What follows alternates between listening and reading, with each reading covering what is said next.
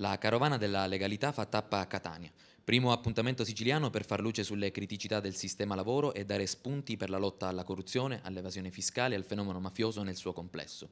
Presenti all'evento, oltre ai rappresentanti della CGIL di Catania, i lavoratori della Lara, azienda di impiantistica civile e industriale confiscata nel 2001 e affidata alla gestione dell'Agenzia Nazionale Beni Confiscati, che vive un periodo non felice.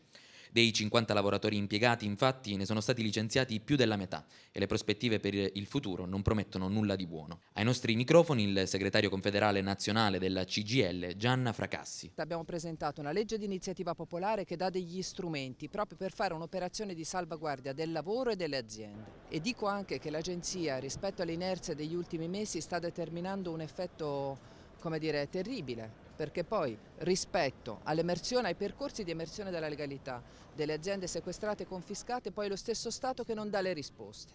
E l'esempio della Lara, e qui vedete i lavoratori, è l'esempio lampante di come, non agendo, si determinano poi degli effetti sul versante dell'occupazione che sono devastanti. Sono successe diverse cose e quello che è grave è che queste cose sono successe nonostante che erano prevedibilissime e che erano state dichiarate e denunciate. C'è stata un'azione quasi mirata perché questa azienda chiudesse. Ad affollare la sede della CGIL di Catania c'erano anche i lavoratori del Bingo Family di Mister Bianco. Ma sentiamo i dati aggiornati al 2013 dalle parole del segretario confederale e responsabile del Dipartimento Legalità, Pina Palella. Solo 2013 nella provincia di Catania noi abbiamo 93 aziende confiscate. Una buona parte di queste hanno ancora possibilità di lavoro, una buona parte sono già chiuse e i lavoratori licenziati, qualcun'altra come la Lara di cui stiamo parlando in particolare oggi